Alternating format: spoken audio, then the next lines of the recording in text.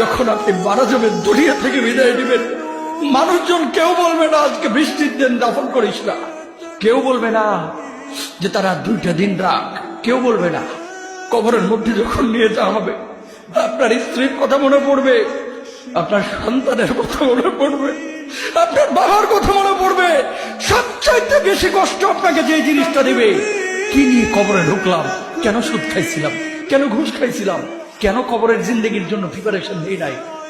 দুনিয়ার জিন্দগিতে একটা মামলায় ফেসে গেলে সুপ্রিম কোর্টে যাওয়া যায়, উচ্চ আদালতে যাওয়া যায়। আখিরাতের জিন্দগিতে কোনো মামলায় ফেসে গেলে পালাবার কোনো আর পথ নাই। চলে যেতে হবে। দালান ঘর, বাড়ি ঘর, টাকা পয়সার জন্য পাগল হয়ে থাকি আমরা, কিন্তু এটা আমার আসল ঘর নয়। যেই গোসলখানাটারে আমি এত সুন্দর করে টাইলস করে ইটালিয়ান ফিটিংস দিয়ে বানালাম, আমার জীবনের শেষ গোসলটা কি ওই গোসলখানায় হবে? কথা বলেন, যেখানে লাশ ধোয়ায় ওইখানে আমার গোসল হবে। এগুলো আমরা ভাবতে চাই না। কবরের জীবনটা আসল জীবন।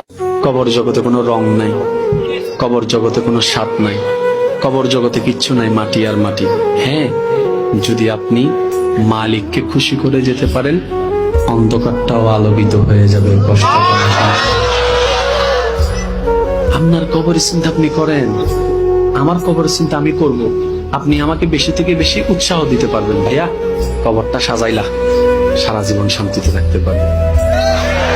এটা হচ্ছে মুসলমানের নিয়ম। বলেন, কবর প্রতিদিন ডাক দিয়ে বলে আনা বাইতুদ দুধ।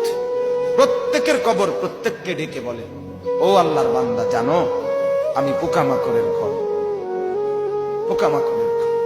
তুমি তো সেই বান্দা যে একটা মশা কানের পাশ দিয়ে উড়ে গেলে তোমার ঘুম বন্ধ হয়ে যায়, চোখ মিলে যায়। একটা মশার গুনগুন আওয়াজ সহ্য করতে পারো না।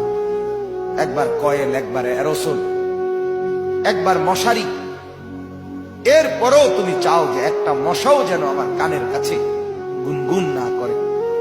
তো 5 ঘন্টার ঘুমের জন্য, 6 ঘন্টার ঘুমের জন্য বান্দা এই যত্ন নিলা, অনন্তকাল কিংবা বছরের পর বছর কবরের যে ঘুম দিবা, পড়ে থাকবা সেই ঘরে, পোকা মাকড়ের ঘর, সেই ঘরে তুমি ঘুমাইবা কেমনে, থাকবা?